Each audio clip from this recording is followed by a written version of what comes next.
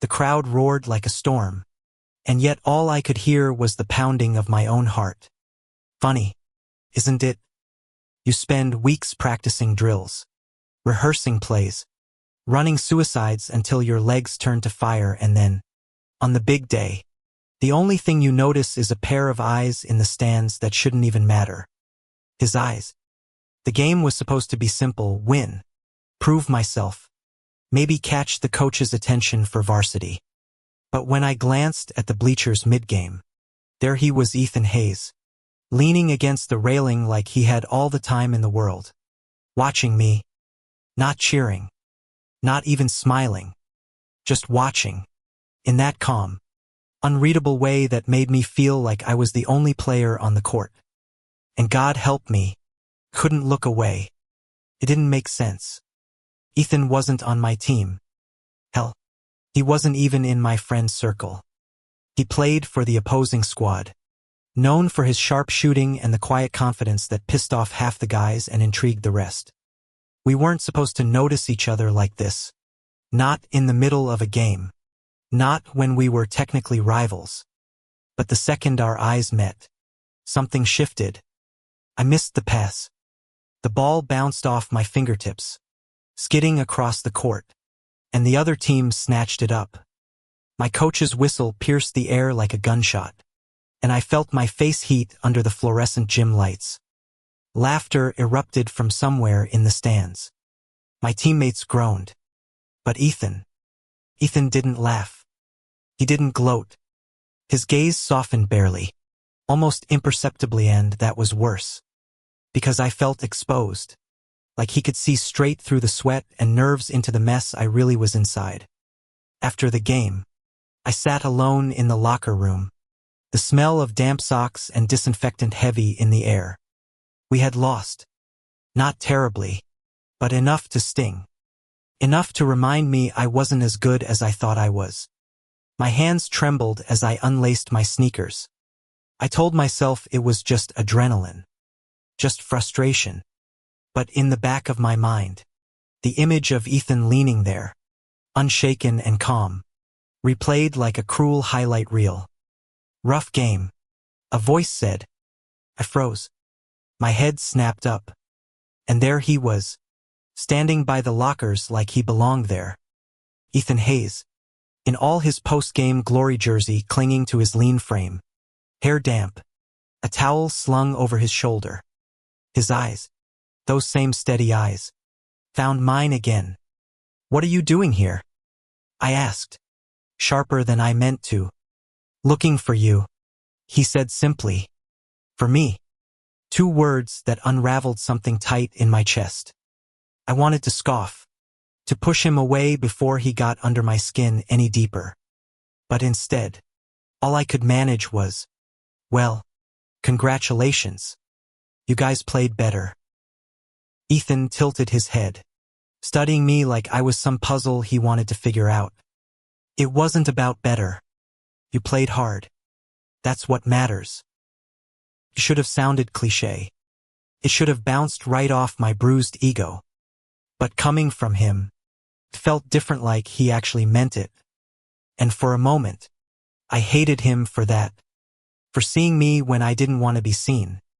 The weeks that followed blurred between practices, late-night homework, and the steady pressure of trying to prove myself.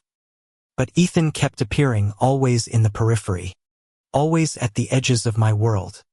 Sometimes it was in the cafeteria, where he'd catch my glance across the room and give the smallest nod. Sometimes it was after practice, when he'd linger outside the gym like he was waiting for someone. And sometimes, when the halls were empty and quiet, I swore I could hear his footsteps fall in rhythm with mine. It was maddening, because the truth was, I wanted him closer. One night, after a particularly grueling practice, I found myself sitting on the bleachers in the dark, staring at the empty court. The gym lights had already been turned off, but the faint glow from the street lamps outside bled in through the high windows. My thoughts were loud in the silence. That's your thinking face. Ethan's voice broke through. I jumped, nearly tripping over my own bag. He was there again, leaning against the railing just like he had during the game. Calm. Composed. Infuriating. "You ever knock?" I muttered. He grinned. And the sight did something dangerous to me. On a gym. Didn't know that was a rule. I rolled my eyes, but my heart was racing. "What do you want, Hayes?" "To sit." He slid onto the bleacher beside me without waiting for permission. Our shoulders brushed barely, but the contact lit up every nerve in my body. We sat in silence for a while, the kind that felt heavy but not uncomfortable. His presence was grounding, somehow, and when he finally spoke, his voice was low, almost tentative. "You know, I saw you out there. During the game. The way you play at it wasn't just about scoring. You kept pushing, even when it looked impossible." I let out a bitter laugh. "Yeah, and I still lost us the game." "Maybe, but you didn't quit. That's not nothing." The words hung between us, simple but weighty. I didn't know how to respond, so I didn't. I just sat there, listening to the sound of our breathing in the quiet gym. And maybe, just maybe, I leaned into the warmth of his shoulder without realizing it. I should have known it wouldn't stay simple. Because in our town, nothing about two guys getting close was ever simple. Rumors started, slow whispers in the locker room, a few lingering stares in the cafeteria. I brushed them off at first, told myself it was paranoia. But then came the snide comments, the laughter that wasn't with me but at me. And suddenly, every time Ethan and I shared a glance in the hallway, I felt the weight of eyes that weren't ours pressing down. It scared me, and fear has a way of twisting into anger. So the next time Ethan caught up to me outside the gym, when the evening air was sharp and cold, I shoved my hands into my pockets and said the words I didn't mean. "You need to stop following me around." His expression didn't change right away, but I saw the flicker in his eyes hurt, quick and sharp like a blade. I thought he started, then stopped, jaw tightening. "Yeah, well, you thought wrong," I said, forcing the words out like poison. "We're not friends. We're not anything. Just stay out of my way." The silence that followed was worse than any shout. Ethan nodded once, clipped, and then he turned away. And as I watched him walk off into the fading light, every step pulling him further out of reach, I realized too late that I had just broken something I couldn't fix. That night, I lay awake staring at the ceiling, replaying every second in my head. The look on his face, the way my chest tightened even as I pushed him away, the ache that didn't let up, not even when I told myself it was safer this way. Because the truth was undeniable. No matter how hard I tried to bury it, I had already fallen for Ethan Hayes. And now, I wasn't sure if I'd ever get him back. The days after Ethan walked away stretched like punishment. The hallways of school, once just noisy and irritating, now felt suffocating. Every corner seemed to hold a memory, his voice echoing in the gym, his quiet smile after practice, the way his eyes never wavered when they found mine. Now, all I had was absence. His silence was louder than any rumor. I told myself it was better, safer, that I'd done the right thing by cutting him off before anyone else could rip us apart. But deep down, every fiber of me screamed that I had made the biggest mistake of my life. Ethan didn't seek me out anymore. Not in the cafeteria. Not after practice. Not in the gym when the world had gone quiet. He didn't even glance my way during games. He was still there. Of course, his team still practicing. Still winning, but it was like I'd been erased from his orbit. And God, it hurt. The breaking point came on a Friday night. Our school was playing an away game. One of those matches where half the town shows up to fill the bleachers. The gym was hot, packed with bodies and noise. I sat on the bench, waiting for my rotation, when I spotted Ethan across the court. He was laughing with his teammates, head tilted back, eyes crinkling in a way I hadn't seen since that night on the bleachers. He looked free.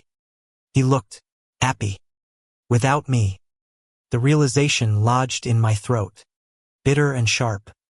I tried to focus on the game, but my mind wouldn't stop spinning. Every basket he made felt like a knife. Every cheer for him twisted deeper. And when his team won, when the crowd erupted in celebration, I couldn't take it anymore. I left before the final whistle even faded. Outside, the night air was cold, sharp against my skin. I shoved my hands into my jacket pockets, walking fast, trying to outrun the hollow ache in my chest. The parking lot buzzed with voices, car doors slamming, laughter spilling out. And then, Jay. His voice. I stopped, breath catching. Slowly, I turned. Ethan was there, jersey still clinging to his skin, hair damp with sweat, a towel draped around his neck. His teammates were farther back, still celebrating. But he had come this way, toward me. I swallowed hard. Shouldn't you be with them? He shrugged, as never leaving mine. I wanted to check on you. The words hit me like a punch.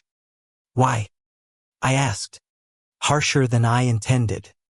His expression softened, and it broke something in me. Because you matter, he said quietly. I looked away, fighting the burn in my eyes. I told you to stay out of my way. I know, he said, stepping closer. But I don't believe you meant it. The distance between us closed until I could feel the heat of him in the cool night. I wanted to push him away again, to cling to the fragile walls I'd built. But the truth was, I was tired. Tired of pretending. Tired of lying. So when I finally met his eyes, all I managed was a whisper. You don't understand what people will say. Ethan's gaze was steady, unwavering. Let them talk. Those 3 words cracked the dam. Before I could stop myself, I reached for him. My hand brushed his, tentative, searching. He didn't flinch. He didn't pull back.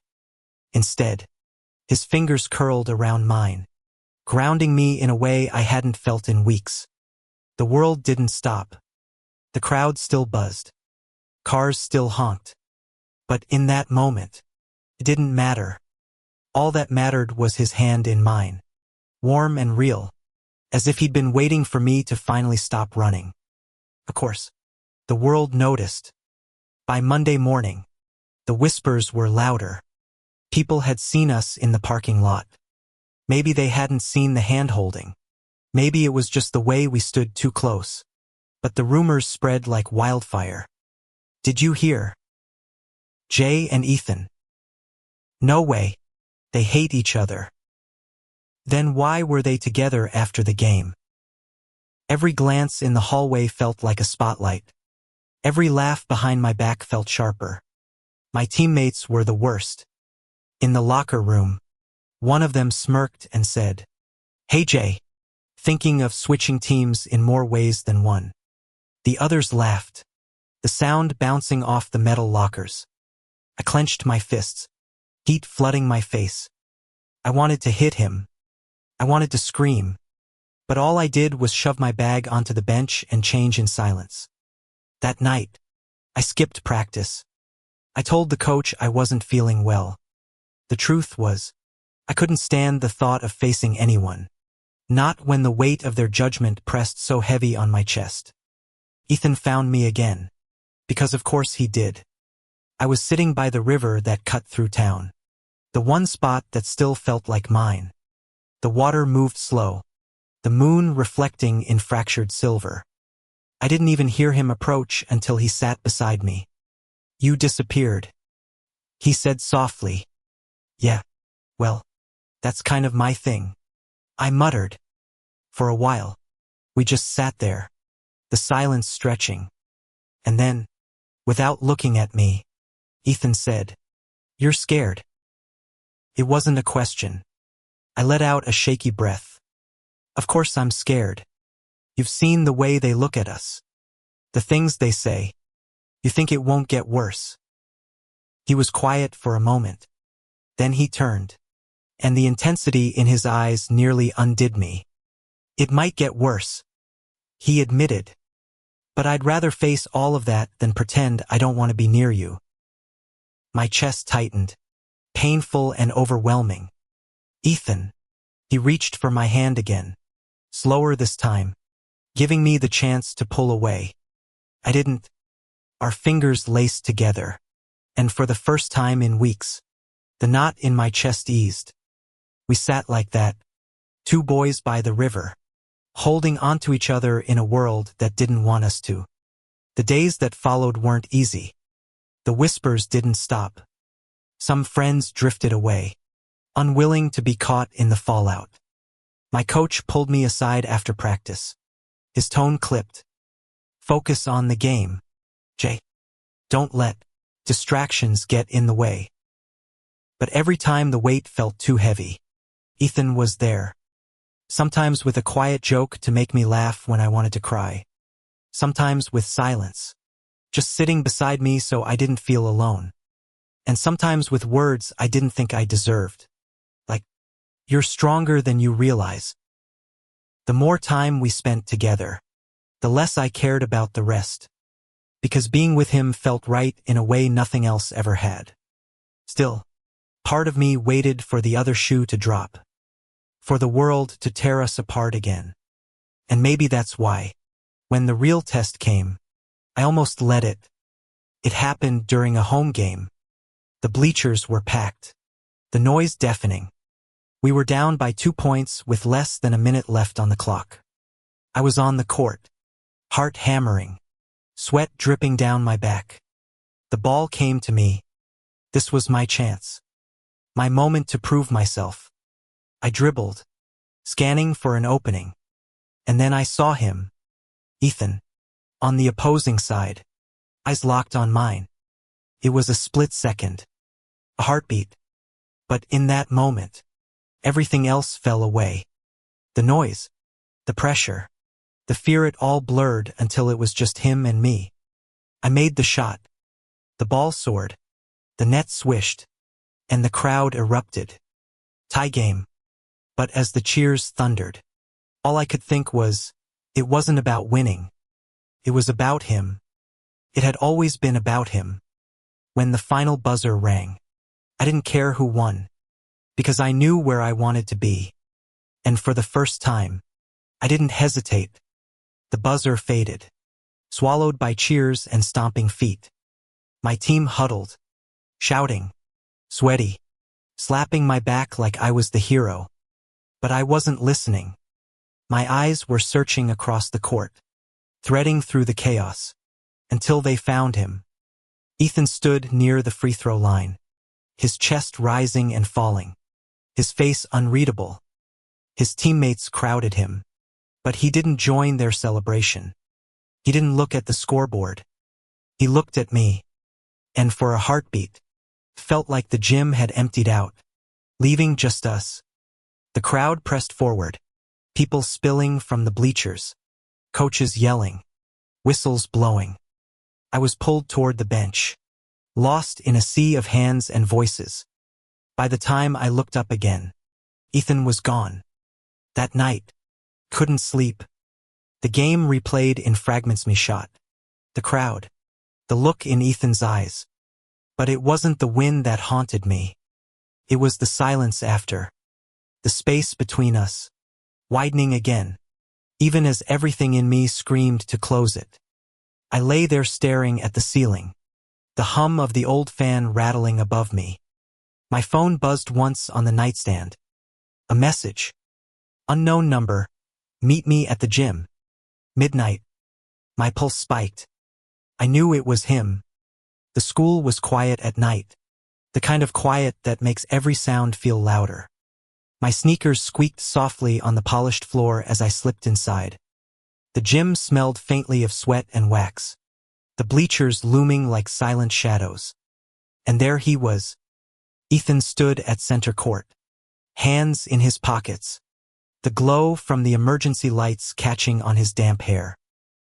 He looked up as I entered, and for a second, neither of us spoke. "You came," he said finally. I shoved my hands into my hoodie, trying to steady my breathing. "You texted." A faint smile tugged at his lips. "Fair enough." We stood there, 10 feet apart, like two players waiting for the whistle. "You played great tonight," he said, his voice quiet but steady. I let out a humorless laugh. "You're supposed to hate me for tying the game." "I don't," he said simply. "I was proud." The words hit harder than I expected. My throat tightened, and I looked away, staring at the painted lines on the court. "You shouldn't say things like that. Not when everyone's already what?" His voice cut in, firm but not unkind. "Already talking. Already assuming. Let them. They don't get to decide what this is." I shook my head, frustration bubbling. "It's not that simple." "It is," he said, stepping closer. "It's only complicated if you keep running." His nearness burned. Every step he took made it harder to breathe, until he was standing right in front of me, close enough that I could see the flecks of green in his brown eyes. "I can't." The words cracked in my throat. "I don't know how." Ethan's gaze softened. "Then let me." And before I could second guess, his hand lifted, brushing against my cheek. Gentle, steady. My whole body trembled at the touch. No one was watching. No crowd. No teammates. No whispers. Just us, standing in the silence of the empty gym. I leaned in, just a fraction, just enough for the air between us to thin. And then his lips were on mine. It wasn't fireworks. It wasn't explosions. It was quiet, soft, aching, like finally exhaling after holding my breath for too long. His hand cradled my jaw, his thumb brushing against my skin, grounding me. My fingers found his shirt, gripping like I was terrified he might disappear. When we broke apart, I was shaking. Ethan. His forehead rested against mine, his breath warm. "I've wanted to do that since the first game." A laugh slipped out, shaky and half-choked. "You're insane." "Maybe," he whispered, "but so are you. Otherwise you wouldn't be here." And he was right. The days after that midnight kiss felt different. Brighter. The world was still cruel, still sharp with judgment. But I carried a secret that softened the edges. We found ways to steal moments, passing notes in the hallway, brushing hands when no one was looking, sitting too close during study sessions. Every stolen touch was a rebellion, every glance a reminder that I wasn't alone. But secrets have a way of unraveling. It happened after practice one afternoon. The locker room was loud, steam rising from the showers, the air thick with sweat and cologne. I was pulling on my hoodie when one of my teammates, Ryan, cornered me. "So," he drawled, smirking, "what's going on with you and Hayes?" My stomach dropped. "Nothing," I said quickly, too quickly. He raised an eyebrow. "Yeah, because I saw you two after the game. Pretty cozy for rivals." A couple of guys nearby snickered. Heat flushed my face.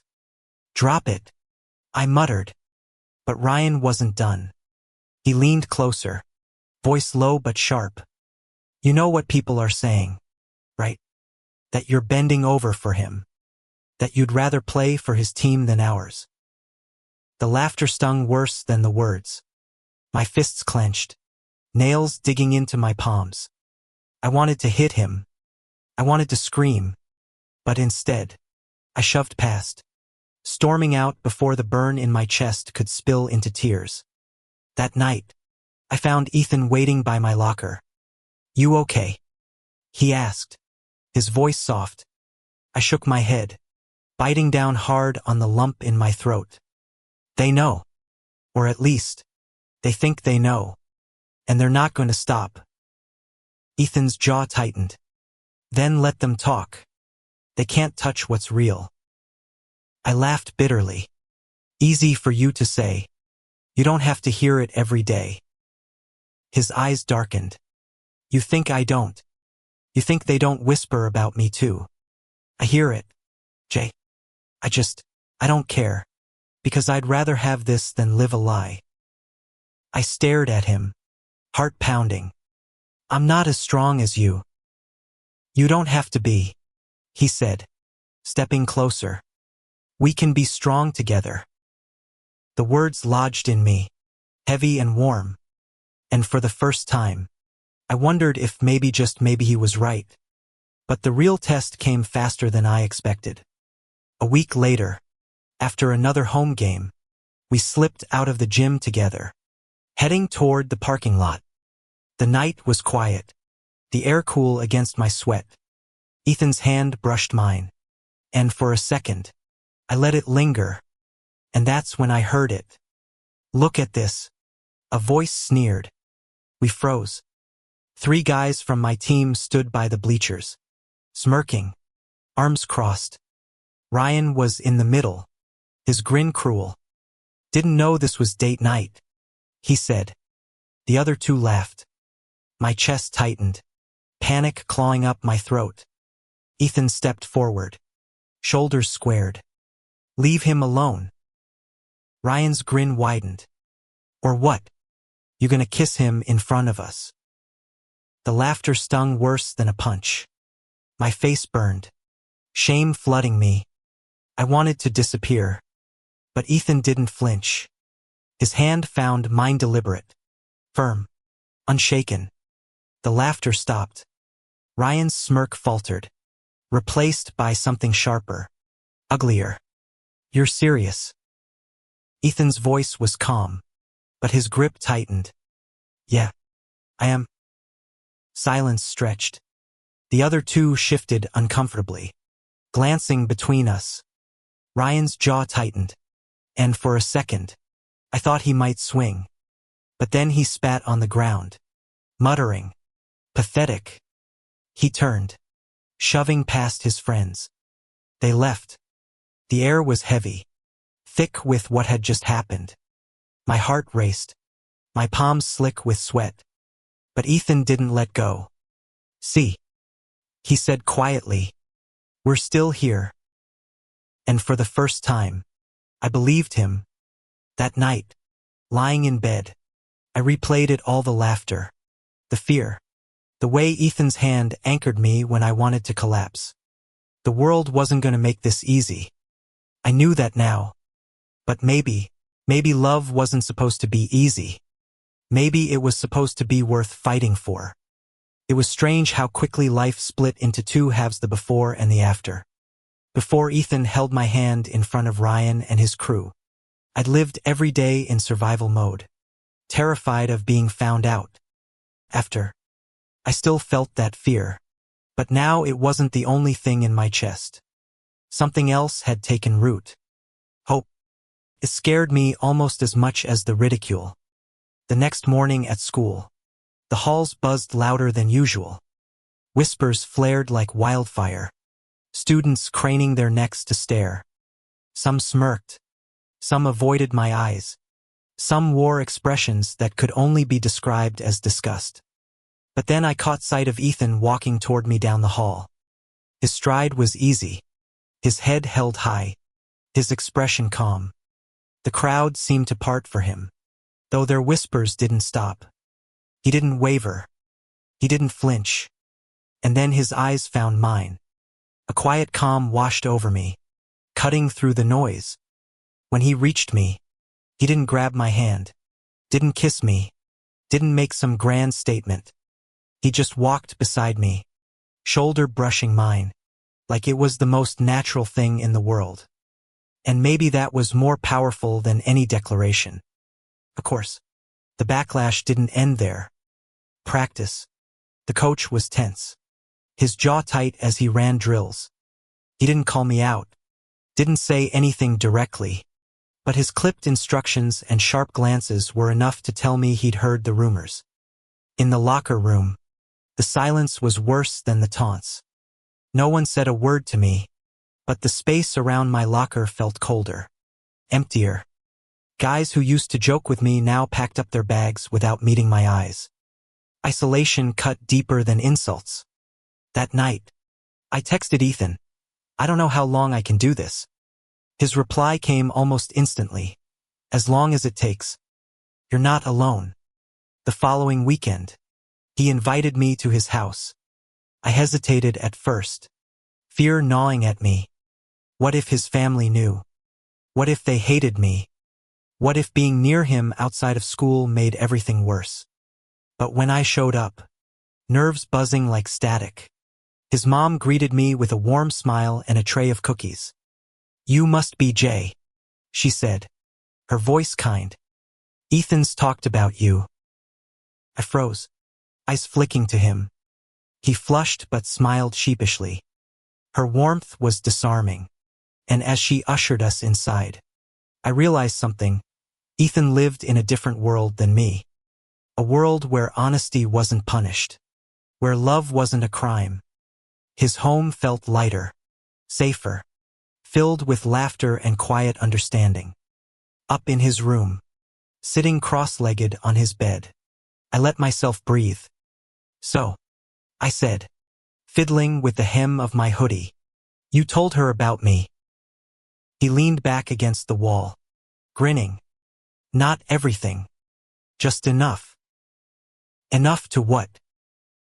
"Enough so she wouldn't be surprised when I brought you over." The words sent heat rushing to my cheeks.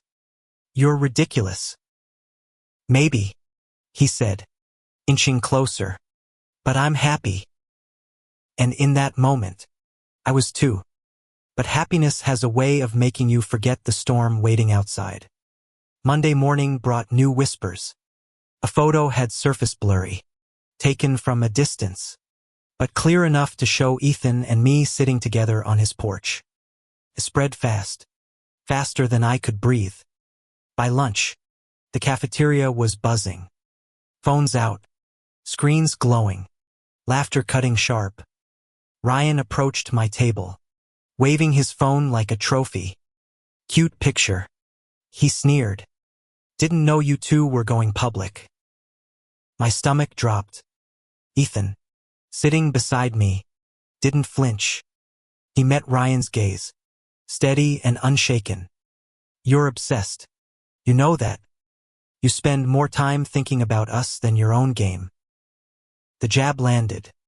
Ryan's face darkened, his jaw clenching. For a second, I thought he might throw a punch.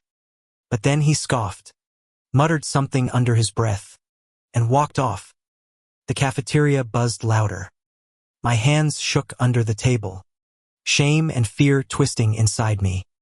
But then Ethan's hand found mine beneath the surface, squeezing once. Steady. Solid.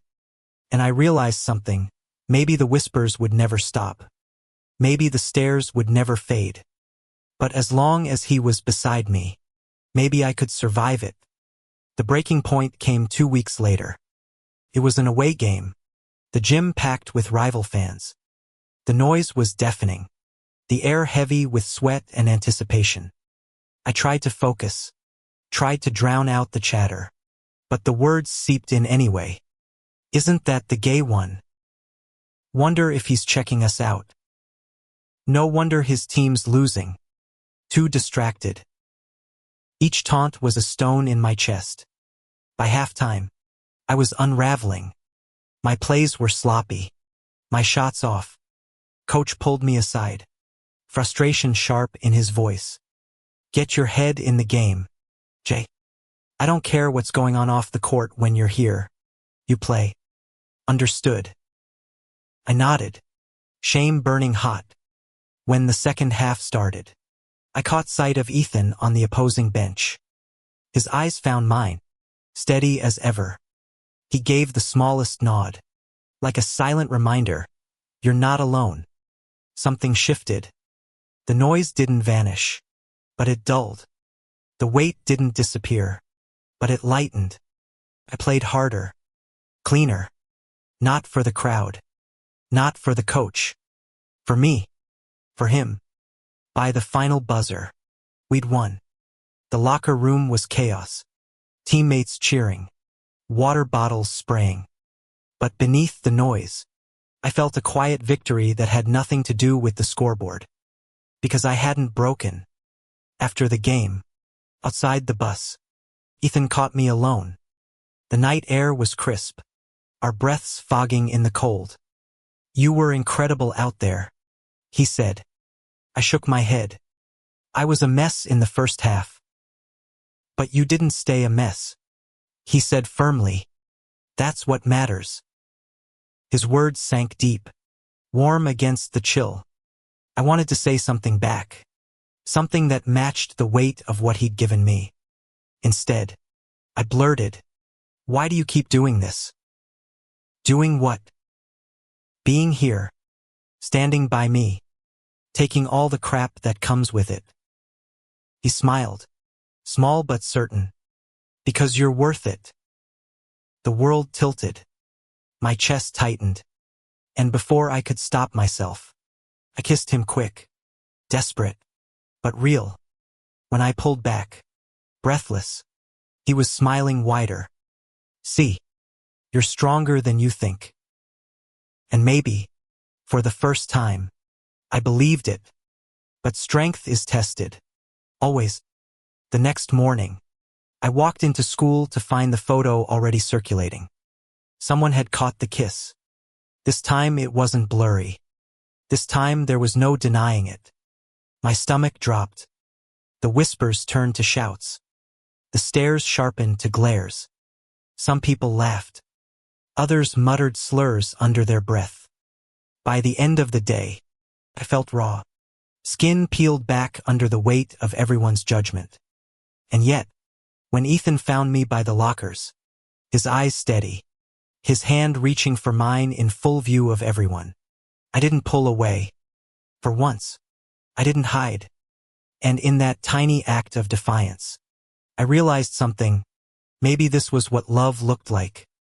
Not easy, not safe, but real. And real was enough. The days after the photo circulated were brutal. Whispers followed me down every hallway. Laughter hid behind lockers. And teachers' stares carried judgment I couldn't escape. I wanted to disappear. I wanted to vanish into the background. To become invisible and pretend none of it was happening. But Ethan didn't let me vanish. He found me in the cafeteria that very day. The crowd around us quieted as he approached, as if they could sense the storm swirling between us and knew better than to interrupt. He didn't speak right away. He just reached out, his hand brushing against mine like a shield against the world. "You okay?" he asked quietly. I shook my head. "No." He nodded, understanding. No lectures, no pretenses, just presence. That alone was more powerful than any reassurance anyone else could give. That weekend, we escaped the town for a few hours, taking my dad's old car out to the outskirts, to the small lake where the water was calm and the world seemed to shrink until it was just the two of us. We sat on the dock, legs dangling over the edge, feet skimming the surface. Silence stretched between us, but it wasn't uncomfortable. It was safe. Finally, Ethan broke it. "You can't keep hiding, Jay. You're too good at pretending." I sighed, letting the wind carry the tension from my chest. "I'm scared. Of losing everything. Of people hating me. Of being me. Being you is what makes me want to be with you," he said firmly. His eyes, steady and unwavering, held mine. "Not a version of you that hides. Not someone who's afraid. You, Jay. Right here. Right now." The weight of his words sank deep, and for the first time, I felt the walls I'd built start to crumble. "I don't know if I'm brave enough," I whispered. Then lean on me, he said, sliding closer. His shoulder brushed mine, and I melted into the warmth. We'll face it together. All of it. Every rumor, every glare, every whispered word. And I wanted to believe him. I wanted to cling to that promise like a lifeline. Monday morning brought fresh challenges. The photo had spread to social media. Comments flooded, some supportive, but many cruel. Memes circulated. Messages taunted me. Every step I took through the halls felt like wading through quicksand. Ryan cornered me again in the locker room, smirk wide, and this time he brought 2 friends. So, what's it like? He sneered. Being paraded around by Hayes here. I froze, my chest tight, fists clenching at my sides. Before I could answer, Ethan appeared, shoulders squared, his gaze sharp. Back off, Ryan, he said. The words were quiet but loaded with authority. Or you'll regret it. Ryan hesitated, the bravado faltering. A few of the other guys stepped back. The tension was palpable. Finally, Ryan muttered a curse under his breath and stalked off. I exhaled shakily. Ethan's hand found mine, fingers intertwining. I let the warmth anchor me, grounding me amidst the chaos. Thank you, I whispered. Don't thank me, he said softly. Just promise me you won't let them break you. I can't promise that, I admitted. Then I'll be your promise, he said, and leaned closer. His lips brushed mine lightly, a whisper of a kiss, but it carried more reassurance than any speech could. The weeks that followed were a test of endurance. Some friends disappeared quietly, unwilling to be associated with the scandal, as the whispers labeled it. Others tried to act normal but gave me sidelong glances that burned like acid. Yet every insult, every snide comment, every gossip-filled stare was met with Ethan's unwavering presence. He became my shield, my anchor. We carved out stolen moments, hidden handholds in empty classrooms. Late-night calls that lasted hours. Texts filled with inside jokes and quiet confessions. Every moment together felt like reclaiming a piece of the world that had been trying to crush us. And then came the parents' intervention. My mom, seeing the photo online, was furious. Jay, what are you doing? She demanded one evening, pacing in the kitchen. You're going to ruin your reputation, your coach, your friends, your future, everything. I tried to explain, but she didn't want to hear it.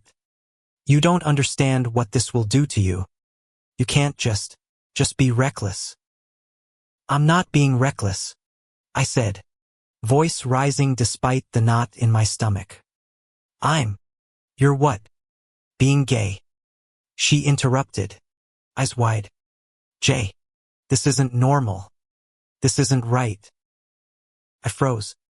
Every word stung like a slap. I felt Ethan's calm confidence at my side, imagined his steady hand on mine, and found the courage to speak. Mom, I can't hide who I am. I can't pretend. And I won't. And if that means you're upset, then you'll have to get used to it. The room went silent. My words hung, heavy and final. My mother's face was a storm of emotions, shock, fear, denial, but I didn't look away. I wouldn't. That night, I called Ethan. I did it, I said, voice trembling. What? Told her. Everything. He was quiet for a moment.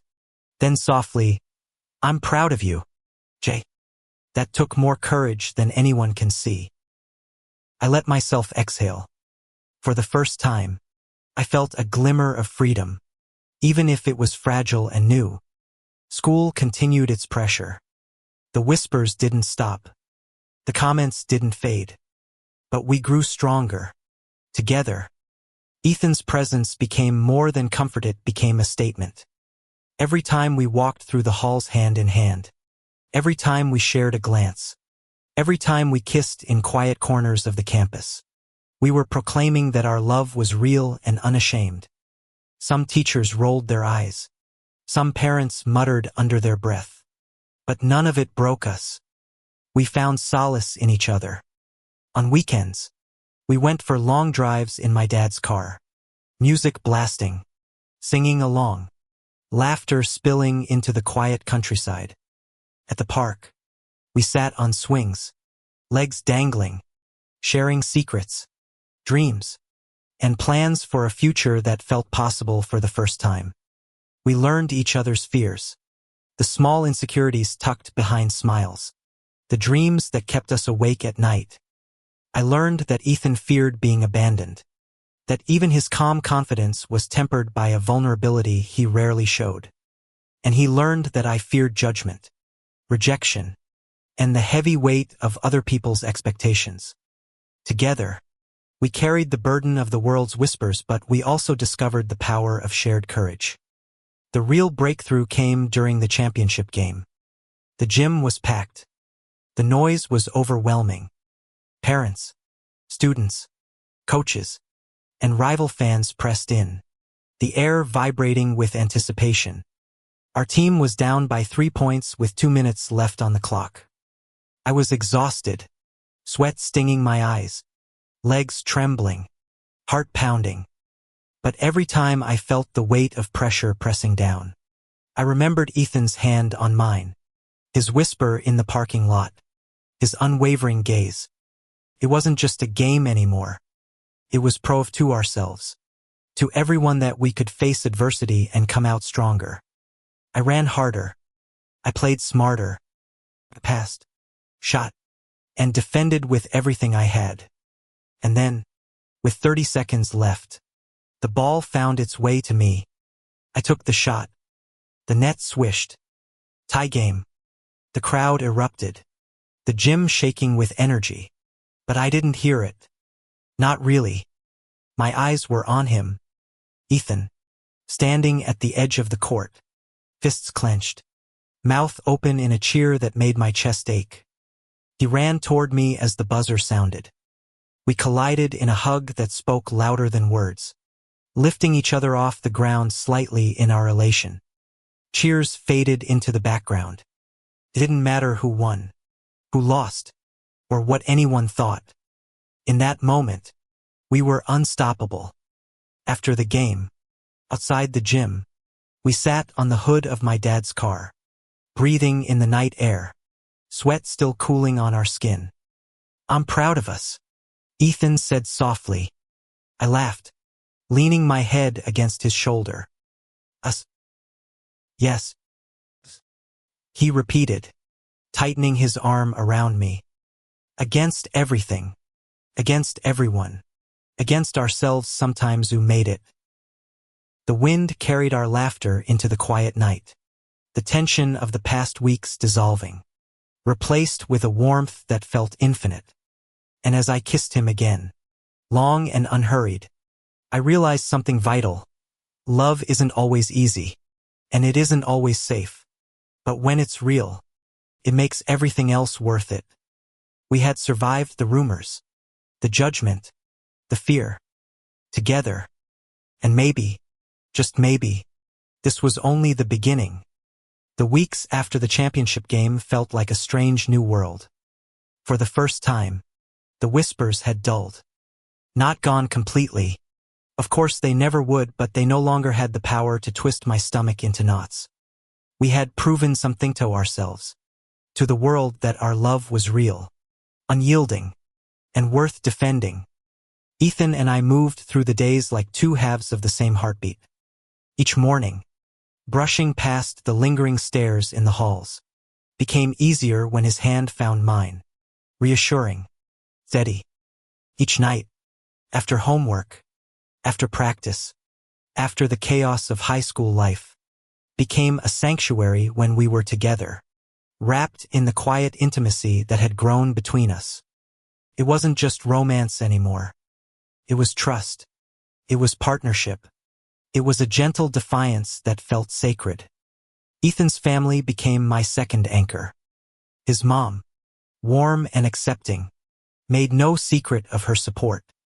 His little sister, Lily, teased me relentlessly but always with affection. "You're stuck with him now," she said once, sneaking a playful punch to my arm. "Better get used to it." Even his father, a quiet man with a strong presence, nodded at me in the hallway one day. "You make him happy," he said simply. "That's all that matters." I wanted to cry in that moment. Acceptance wasn't just a word anymore. It was real. It was tangible. School life remained a challenge, though not everyone had warmed to our relationship. Some students continued to whisper, to joke cruelly, to post barbed comments online. But we had grown resilient. Every glance, every smirk, every rumor was met with quiet strength or laughter. Sometimes, because letting it wound us no longer felt worth it. Our friends who stayed were our lifeline. A small circle of allies who supported us, who understood that love was not shameful, who celebrated with us when we carved moments of happiness from the chaos. The turning point came with senior prom. The idea had come up casually in the cafeteria one day. "You should come with me," Ethan said. I sparkling. "Just us. No one else needs to know if you don't want them to." I hesitated. The thought of being out in public, of standing as a couple in front of everyone, terrified me. But then I looked at him, at the unwavering smile, at the warmth that radiated in his gaze, and I knew I couldn't let fear steal this moment. "Okay," I said finally, voice shaky but determined. "Let's do it." Prom night was surreal. Ethan looked breathtaking, sharp in a dark suit, tie loosened just enough to seem effortless. I felt my breath catch when I saw him, heart hammering in my chest like it wanted to escape. "You look amazing," I said, voice barely above a whisper. "You too," he replied, sliding an arm around my waist. "Come on, let's make this night ours." We danced, laughed, and swayed under the soft glow of colored lights. For the first time in months, the world felt simple. No whispers, no judgment, no fear. Just us. Later, outside on the school's empty lawn, we sat beneath the stars, cool grass under our legs, music fading into the night. Ethan took my hand, fingers threading through mine. "You know," he said softly, "I've been scared, too. Not of being with you, but of losing you, of everything falling apart before we even had a chance." "I know," I murmured. "I've been scared too. Scared of what people would think. Scared of me." He leaned in, forehead resting against mine. "We're stronger than that. Together, we can face anything." And in that moment, I believed him completely. The following months passed in a blend of ordinary life and extraordinary closeness. We studied together, ran drills on the court, shared meals, whispered secrets in quiet corners of the school library. Every touch, every glance, every smile built a fortress that no rumor could breach. Even challenges like skeptical teachers, tense parent-teacher meetings, or the occasional cruel comment from a classmate felt smaller with him by my side. Because no matter what, we had each other. Graduation day arrived faster than I expected. Caps tossed, speeches given, proud smiles from families. I found Ethan in the crowd, waiting, holding a bouquet of lilies he'd insisted on carrying. "You ready?" he asked, grin wide, eyes shining. "As ready as I'll ever be," I said, laughing. We walked across the stage, hand in hand, the weight of years and judgment behind us, the promise of the future ahead. Later, outside, surrounded by friends, family, and the fading echoes of high school life, we sat quietly. "Do you think it'll get easier?" I asked, voice small. He shrugged, squeezing my hand. Maybe not always, but it will get better. Because we face it together. Always. I leaned my head against his shoulder, feeling the steady rhythm of his heartbeat. I love you, I whispered. I love you too, he replied, soft and certain, wrapping an arm around me, pulling me close. And for the first time, I truly believed it. Not just that love could survive, but that it could thrive. That fear, judgment, whispers, and cruelty could not touch the bond we had forged. We had been tested, pushed to our limits, forced to grow stronger in the face of adversity. And through it all, we had chosen each other. Over time, the whispers faded, replaced by curiosity, acceptance, and eventually, admiration. People began to see us not as scandalous, not as controversial, but as two boys who had fought for each other and refused to back down. And that made every stolen glance, every whispered word, every moment of doubt worth it. Years later, when I think back to that first game, the moment I saw his eyes across the court, I can feel it all again. The fear, the longing, the heart-stopping ache of wanting someone I wasn't allowed to want. But also the courage, the intimacy, the fierce, unshakable love that grew from that glance. Ethan and I never stopped holding on. Never stopped choosing each other. Never stopped believing that what we had was worth it. And as we sat together under the stars, hand in hand, hearts beating in sync, I realized one undeniable truth. Some loves are tested by the world. Some loves are forged in the fires of adversity. But the ones that survive, the ones that endure, are the ones that are real. And ours was everything. The fear, the whispers, the judgment, they had all been steps leading us here.